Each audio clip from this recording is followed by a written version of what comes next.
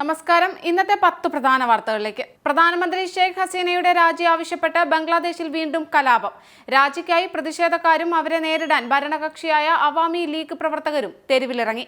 ഇതോടെ ഉണ്ടായ സംഘർഷത്തിൽ 97 പേർ ഇതുവരെ കൊല്ലപ്പെട്ടുവെന്നാണ് കണക്ക്. ഹമാസ് നേതാവ് ഇസ്മായിൽ ഹനിയ തെഹ്റാനിൽ കൊല്ലപ്പെട്ടതിന് പ്രതികാരമായി ഇസ്രയേലിനെ ഇറാൻ ആക്രമിക്കുന്നത് ഒഴിവാക്കാനുള്ള മധ്യസ്ഥ ശ്രമങ്ങൾ വിജയത്തിലെത്തിയിട്ടില്ലെന്ന് റിപ്പോർട്ട്. ജോർദാൻ വിദേശകാര്യമന്ത്രി ഐമൻ സഫാദി ഞായറാഴ്ച തെഹ്റാൻ സന്ദർശിച്ചിരുന്നു. തിരിച്ചടിക്കുമെന്ന നിലപാടിൽ ഇറാൻ ഉറച്ചു നിൽക്കുകയാണെന്നാണ് വിവരം.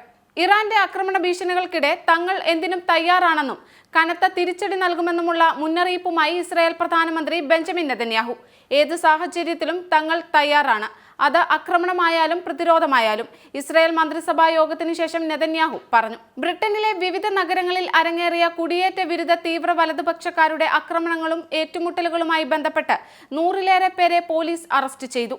കുടിയേറ്റ മുസ്ലിം വിരുദ്ധ മുദ്രാവാക്യങ്ങൾ ഉയർത്തി നടത്തിയ പ്രതിഷേധ പ്രകടനങ്ങൾ കലാപത്തിലേക്ക് നീങ്ങിയതിനെ തുടർന്നാണ് ഇത്തരത്തിലൊരു പോലീസ് നടപടി. വയനാട്ടിലെ ഉരുൾപൊട്ടലിൽ ജീവൻ നഷ്ടപ്പെട്ടവർക്ക് വേണ്ടി പ്രാർത്ഥിച്ച ഫ്രാൻസിസ് മാർപ്പാപ്പ.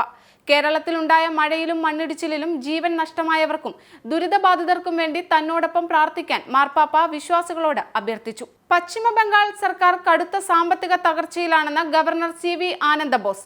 രാജ്യത്തിന്റെ ഭരണഘടനയ്ക്കനുസരിച്ചാണ് സർക്കാരിന്റെ പ്രവർത്തനങ്ങൾ നടക്കുന്നതെന്ന് പരിശോധിക്കേണ്ടത് തന്റെ ഉത്തരവാദിത്തമാണെന്നും ഗവർണർ പറഞ്ഞു. വയനാട് വിഷയത്തിൽ CPM-ഉം CPI-യും പാർലമെന്റിൽ കേന്ദ്ര ആഭ്യന്തരമന്ത്രി അമിത്ഷായ്ക്കെതിരെ അവകാശ ലംഘന നോട്ടീസ് നൽകി.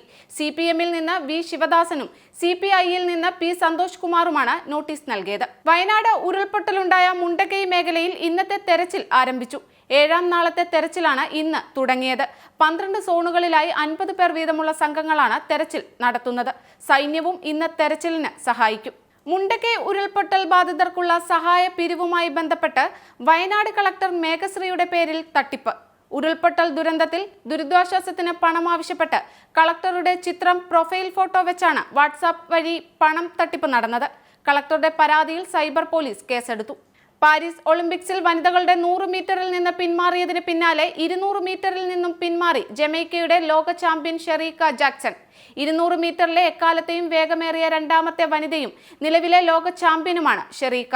ഇതോടെ ഇന്നത്തെ 10 പ്രധാന വാർത്തകൾ ഇവിടെ പൂർണ്ണമാകുന്നു. കൂടുതൽ വാർത്തകൾക്കും വിശദ വിവരങ്ങൾക്കും Anand TV UK channel subscribe ചെയ്യൂ. ഒപ്പം Anand TV mobile app download ചെയ്ത് സൗജന്യമായി ആസ്വദിക്കൂ.